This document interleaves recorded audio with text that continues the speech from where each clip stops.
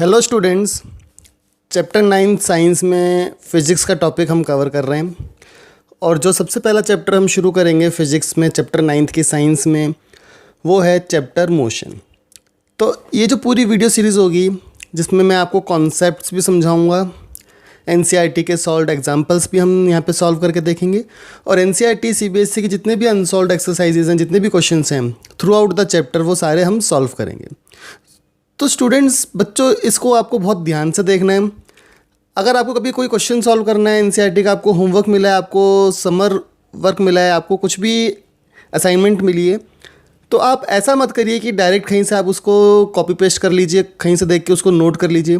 आप वीडियोस देखिए, लेक्चर्स देखिए, उस क्वेश्चन को समझिए कैसे सॉल्व किया गया, ताकि जब आप एग्ज़ाम्स की तैयारी करोगे आपको तब भी वो काम आएगा। तो आइए शुरू करते हैं। सबसे पहले हम देखेंगे कॉन्सेप्ट्स और साथ साथ हम इसके क्वेश्चंस को भी सॉल्व करते चलेंगे। तो सबसे पहला जो चैप्टर है फिजिक्स का 9th की साइंस में वो है मोशन। अब मोशन होता क्या है? अगर मैं कहता हूँ मैं एक प्लेस पे खड़ा हूँ, सपोज़ मैं यहाँ पे खड़ा हूँ पॉइंट ए पे, और धीरे धीरे धीरे धीरे चलता चलता चलता चलता मैं पॉइंट बी पे पहुँच गया, तो हम क्या कहेंगे कि एक मोशन हुआ है।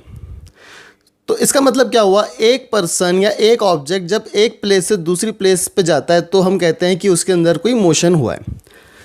और वही इसकी डेफिनेशन है, the movement of a body और object is called as motion. किसी भी बॉडी या ऑब्जेक्ट की मूवमेंट, उसका चलना, एक जगह से दूसरी जगह जाना, उसको हम कहते हैं मोशन। जैसे हम कहते हैं कि कार इज़ इन मोशन, क्योंकि कार आपकी चल रही होती है। ठीक है। अब देखो, इसमें एक इंपॉर्टेंट जो करेक्टरिस्टिक है एक सारी मूविंग बॉडीज़ की, वो है कि वो अपनी पोजीशन को विद टाइम चेंज करते हैं। जैसे कि फॉर एग्जांपल हम लेते हैं,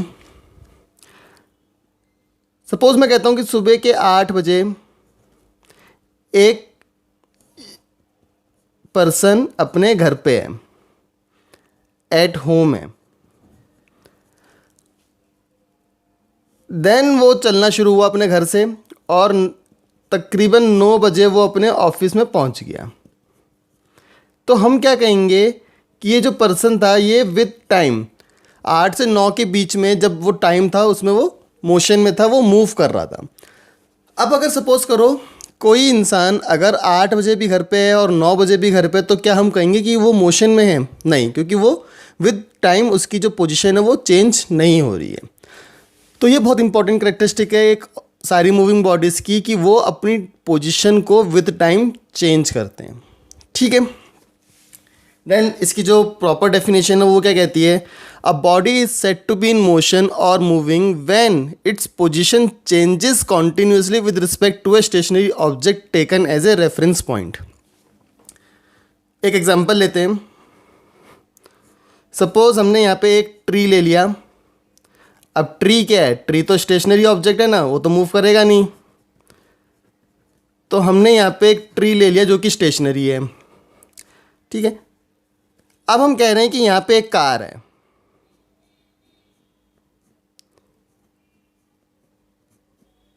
एक कार है यहाँ पे, और इस स्टेशनरी ऑब्जेक्ट से इस कार की जो पोजीशन है वो लेट अस से ए है, यहाँ पे कहीं पे है। अब ये क्या कह रहा है? A body set to be in motion when its position changes continuously with respect to a stationary object. Suppose time 8 बजे वो पॉइंट ए पे है, किसके रेफरेंस में? इस ट्री के रेफरेंस में। धीरे धीरे ये कार चलनी शुरू हुई। 8:20 पे फॉर एग्जांपल वो कार कहाँ पे आ गई? पॉइंट बी पे। अब देखो इसका जो पोजीशन है ट्री के मुकाबले में, ट्री के रेफरेंस में, वो चेंज हो गई। ऐसे ही चलते चलते चलते चलते सपोज कार पॉइंट सी पे पहुंच गई 8:40 पे, तो इसकी पोजीशन अब ये हो गई।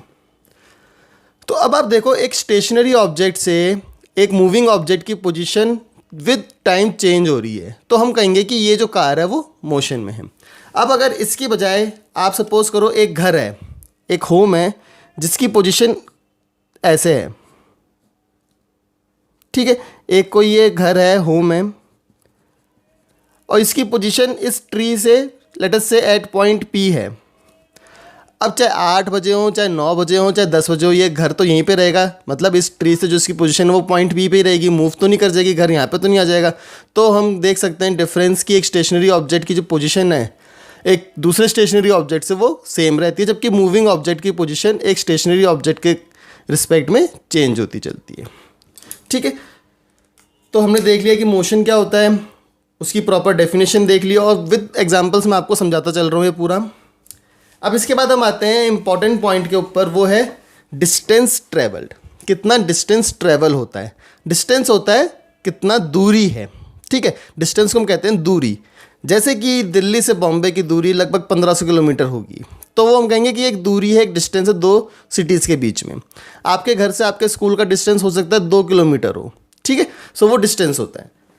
तो डिस्टेंस ट्रेवल को हम क्या कहेंगे, it is the actual length of the path covered by a moving body irrespective of the direction in which the body travels.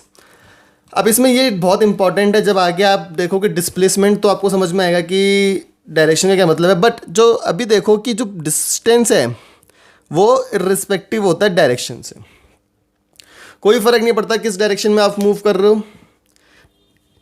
Distance के टोटल लेंथ, जैसे कि फॉर एग्जांपल अगर मैं एक पॉइंट ए को लेता हूँ और हम कहते हैं कि एक पॉइंट ए से मैं पॉइंट बी गया जो कि 5 किलोमीटर दूर था, पॉइंट बी से मैं पॉइंट सी गया जो कि 6 किलोमीटर दूर था, और पॉइंट सी से मैं पॉइंट डी की तरफ आ गया जो कि 8 किलोमीटर था।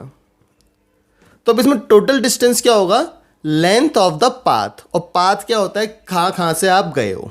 ठीक है, जिसको हम रूट भी कहते हैं। तो आप कहाँ कहाँ से गए हो, ए से बी गए, तो पाथ को मैं ऐसे शो कर रहा हूँ, ए से बी गए, बी से सी गए, और सी से आप डी पे आ गए। ठीक है, तो टोटल पाथ कितना हुआ, 5 + 6 + 8 कितना हुआ, ये आ जाएगा आपका 19 kilometre. So total distance travel कितना आ गया इस सिनारियो में, 19 किलोमीटर। और इसमें देखो एक चीज़ और इम्पॉर्टेंट है, डिस्टेंस ट्रेवल में हमेशा सिर्फ मैग्नीट्यूड होता है, डायरेक्शन नहीं होती है। ठीक है, क्लियर है इतना। और अब हम देखते हैं डिस्प्लेसमेंट क्या होती है। नेक्स्ट है इसमें डिस्प्लेसमेंट। देखो डिस्प्लेसमेंट और डिस्टेंस में एक बेसिक सा डिफरेंस होता है। डिस्टेंस होता है total length of the path, जबकि डिस्प्लेसमेंट होता है कि shortest path between initial and final position. तो अब इसमें देखो, अब मैग्नीट्यूड और डायरेक्शन दोनों होते हैं डिस्प्लेसमेंट के अंदर। तो कैसे डिफाइन करेंगे, it refers to the straight line path between initial and final position, और it is the shortest path between initial and final position. तो जो प्रीवियस हमने देखा था उसी में एक बार देखता हूँ मैं इसको दोबारा से। सपोज ए से हम चले, ए से हम गए बी तक जो था 5 किलोमीटर, फिर बी से हम गए सी तक जो कि था 6 किलोमीटर, और सी से हम आए थे डी तक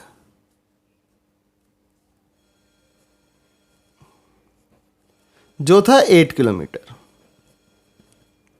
अब देखो इसमें इनिशियल और फाइनल पोजीशन आपको पता होनी चाहिए। ए आपका इनिशियल है और डी आपका फाइनल है। तो अब डिस्प्लेसमेंट क्या होगी, डिस्प्लेसमेंट होगी इनिशियल और फाइनल के बीच का शॉर्टेस्ट डिस्टेंस या फिर स्ट्रेट लाइन, जो कि आपको क्या मिलेगा, ये वाली चीज। ठीक है, सो ये आपका डिस्प्लेसमेंट आएगा AD. So AD will be the displacement. ठीक है, so this is the difference between distance and displacement. अब एक और डिफरेंस मैं आपको बताता हूं कि डिस्प्लेसमेंट आपकी जीरो हो सकती है जबकि डिस्टेंस कभी भी जीरो नहीं होता। अभी हम डिफरेंस देखेंगे तो उसमें मैं पूरा क्लियर करूंगा, बट एक हम सिंपल सा एग्जांपल लेते हैं। सपोज ए से हम गए बी तक 2 किलोमीटर, ठीक है, ए से बी गए और बी से भी वापस ए आ गए, तो जो डिस्टेंस हुआ वो कितना हुआ, total path, total length of the path, a से बी 2, बी से ए 2, यानी 4 किलोमीटर।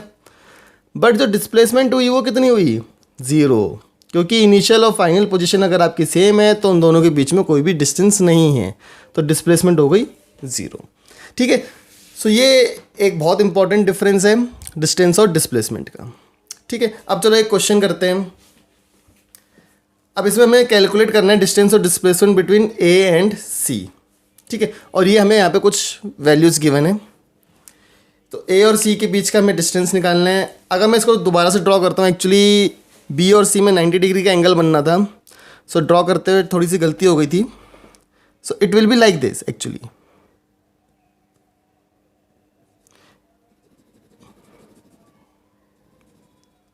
ठीक है। So this is 3 kilometre and this 4 kilometre we have to calculate. तो ये हमारा प्रॉब्लम है कि एक यूज़र ए से बी गया, फिर बी से सी आया, ए से बी में वो 5 किलोमीटर चला, बी से सी में वो 3 किलोमीटर चला। तो मुझे डिस्टेंस और डिस्प्लेसमेंट निकालनी है बिटवीन ए एंड सी। तो देखो डिस्टेंस कितना होगा, डिस्टेंस तो होगा total length of the path. तो पाथ क्या है, ए बी, यानी A B plus B C. तो डिस्टेंस कितना आ गया, 5 + 3 दैट इज 8 किलोमीटर, ठीक है। अब डिस्प्लेसमेंट कितनी होगी, डिस्प्लेसमेंट होगी shortest path between final and initial. तो शॉर्टेस्ट पाथ क्या है, ए सी, या direct line connecting the initial and the final position. So A C है। अब ए सी निकालना है तो पाइथागोरस थ्योरम हम यूज़ कर सकते हैं। That means A B square is equals to A C square plus B C square. A B हमारे पास 5, that is 5 square 25। A C हमें निकालना है, तो ए सी स्क्वायर, बी सी है 3, तो 3 का square 9। So A C square कितना आ गया, 16, और A C is equals to 4 kilometre. So distance हमारे पास कितना आया, 8 किलोमीटर, और डिस्प्लेसमेंट कितनी आई, 4 किलोमीटर, ठीक है। क्लियर है ये वाला part. Now let us come to one more important topic, that is the difference between distance and displacement. ये आपके एग्जाम्स के लिए इम्पॉर्टेंट है। 1 या 2 नंबर का क्वेश्चन आता है, 2 नंबर का क्वेश्चन हो सकता है। इसके ऊपर क्वेश्चन हो सकता है, what is the difference between distance and displacement. तो एक बार मैं डिफरेंसेस लिख लेता हूँ और दोबारा से फिर वीडियो को रिज्यूम करते हैं। तो डिफरेंस मैंने यहाँ पे लिख दिया है। डिस्टेंस का सिर्फ मैग्नीट्यूड होता है, जबकि डिस्प्लेसमेंट का मैग्नीट्यूड और डायरेक्शन दोनों होती हैं। डिस्टेंस स्केलर क्वांटिटी होती है। स्केलर क्वांटिटी कौन सी होती है, जिनका सिर्फ मैग्नीट्यूड होता है, डायरेक्शन हम नहीं लेते हैं। जन डिस्प्लेसमेंट आपकी वेक्टर क्वांटिटी होती है। और जैसे कि मैंने इस वाले एग्जांपल से प्रूफ किया था कि डिस्टेंस आपका कभी भी 0 नहीं हो सकता, चाहे इनिशियल और फाइनल पोजीशन आपकी सेम हो, जबकि डिस्प्लेसमेंट आपकी 0 हो सकती है कब, जब इनिशियल और फाइनल पोजीशन आपकी सेम है। तो इस वाले पॉइंट को आप इस एग्जाम्पल से एक्सप्लेन कर सकते हो अगर आपको एग्जाम में आता है तो, ठीक है। सो हमने काफ़ी सारे कॉन्सेप्ट देख लिए हैं। अब हम 2 क्वेश्चंस और सॉल्व करेंगे डिस्टेंस और डिस्प्लेसमेंट के ऊपर ही, ताकि आपको जो डिस्टेंस और डिस्प्लेसमेंट का जो कॉन्सेप्ट है वो काफ़ी ज़्यादा अच्छे से क्लियर हो जाए। तो यहाँ पे मैंने ये 2 क्वेश्चंस लिए हैं। एक क्वेश्चन मैंने लिया है सर्कुलर ट्रैक का। सो सर्कुलर ट्रैक के अंदर हमें एक क्वेश्चन यहाँ पे गिवन है कि ए से एक पर्सन ने ए से चलना शुरू किया और वो ए पे ही आके रुक गया। तो इस केस में मुझे डिस्टेंस और डिस्प्लेसमेंट दोनों निकालनी है। तो क्वेश्चन क्या है, calculate distance and displacement if the person travels from point A to A. और ये सर्कुलर ट्रैक है। तो देखो डिस्टेंस क्या होगा इस केस में। सो डिस्टेंस हम लिख सकते हैं total length of the path. और यहाँ पे पाथ क्या है, बेसिकली एक सर्कुलर ट्रैक है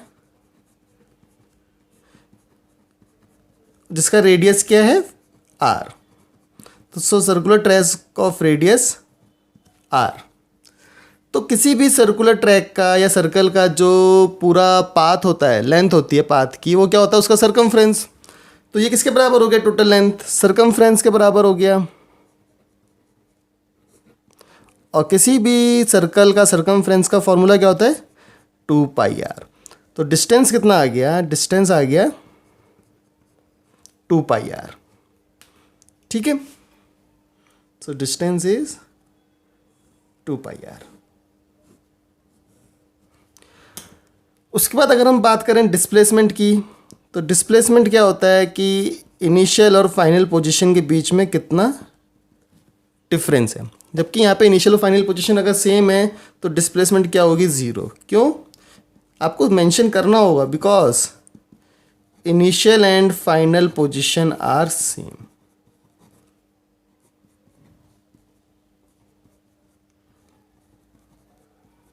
ठीक है, तो इस क्वेश्चन में जो डिस्प्लेसमेंट आई वो कितनी आई, ज़ीरो। सो ये वाला क्वेश्चन क्लियर है सबको, कैसे किया हमने। चलिए एक और क्वेश्चन सॉल्व करते हैं। क्वेश्चन में यहाँ पे गिवन है a man travels a distance of 1.5 metre towards east. So इसमें अब आपको क्या करना है, आपको एक डायग्राम ड्रॉ करना पड़ेगा जिस डायरेक्शन में मैन ट्रैवल कर रहा है। तो लेट अस से मैं कहता हूँ कि वो पॉइंट ए से चलना शुरू करेगा, पॉइंट ए उसकी इनिशियल पोजीशन है। So a man travels a distance of 1.5 metre towards east, यानी किधर जाएगा, यहाँ पे लेट अस से ये बी है, तो कितना चला 1.5 मीटर। उसके बाद वो कह रहा है then 2 metres towards south, south कहाँ होता है, नीचे की तरफ। तो यहाँ से वो चला गया सी तक आ गया, सपोज कितना 2 metre. And finally 4.5 metre towards east, मतलब सी से दोबारा ईस्ट की तरफ गया, कितना गया 4.5 मीटर चल के सपोज आ गया वो डी पे। तो एक तो मुझे बताना है डिस्टेंस कितना होगा और एक मुझे बताना है डिस्प्लेसमेंट कितनी होगी। सो देखो डिस्टेंस तो सिंपल है। सो डिस्टेंस अगर हम निकालें इसका, डिस्टेंस कितना होगा, total length of the path यानी A B plus B C plus C D, कितना हो गया 1.5 प्लस 2 प्लस 4.5, जो कि आएगा आपका 8 मीटर। ठीक है, सो डिस्टेंस आ गया 8 मीटर, ये तो सिंपल था। अब हमें कैलकुलेट करनी है डिस्प्लेसमेंट। सो डिस्प्लेसमेंट क्या होगा, शॉर्टेस्ट पाथ या straight line between initial and final. Initial क्या ये, फाइनल क्या ये, मतलब इन दोनों के बीच में एक स्ट्रेट लाइन आपको ड्रॉ करनी है और उसकी लेंथ आपको निकालनी है। सपोज वो कुछ इस तरह से होगी। ठीक है, सो डिस्प्लेसमेंट क्या हो गई, डिस्प्लेसमेंट हो गया लेंथ ऑफ एडी। ठीक है, मतलब मुझे ये निकालना है। अब देखो ये 90 डिग्री है, ये 90 डिग्री है, तो अब आप इसकी वैल्यू निकालो और इसकी वैल्यू निकालो और दोनों को सम कर दोगे तो आपको फाइनल आंसर मिल जाएगा। सो इन तरह के क्वेश्चंस में अगर हमें पता लग जाए कि ये कहाँ पे कट करेगी तो हम पाइथागोरस से निकाल सकते हैं। बट इसमें आप कैसे कर सकते हो, simple, you can use a scale. आप स्केल से एडी को मेजर कर लो। So measure AD using scale, तो ये आपका आएगा लगभग 6.3 मीटर्स। ठीक है, आप सेंटीमीटर में करना हो, सेंटीमीटर को मीटर में कन्वर्ट कर लेना, सिंपल रेफरेंस मान लेना कि 1 सेंटीमीटर इक्वल्स टू 1 मीटर जब हम इसको ड्रॉ कर रहे हैं, तो आपको इसका ये आंसर मिल जाएगा। ठीक है, सो बेसिकली ये क्वेश्चंस किस लिए थे कि आपको डिस्टेंस और डिस्प्लेसमेंट के बीच का डिफरेंस पता लग सके कि क्या होता है। सो इस वाले वीडियो में हमने अब तक डिस्प्लेसमेंट तक कवर कर लिया है। नेक्स्ट वीडियो में हम देखेंगे यूनिफॉर्म मोशन क्या होता है, नॉन यूनिफॉर्म मोशन क्या होता है, देन स्पीड, एवरेज स्पीड, और ये सारे कॉन्सेप्ट्स को हम देखेंगे। सो अगर आपको ये वीडियो अच्छा लगा तो आप इस वीडियो को लाइक कीजिए और मेरे चैनल को सब्सक्राइब कीजिए और बेल आइकन को ज़रूर प्रेस कीजिए ताकि आपको लेटेस्ट अपडेट्स जो हैं वीडियोस के वो साथ साथ मिलते रहें। अब इस पूरे जो चैनल है, पूरी जो लेक्चर सीरीज़ रहेगी, क्लास रहेगी, इसके अंदर मैं आपको सारे क्वेश्चंस को भी साथ साथ सॉल्व करके दिखाऊंगा। So thank you for watching the video, thank you.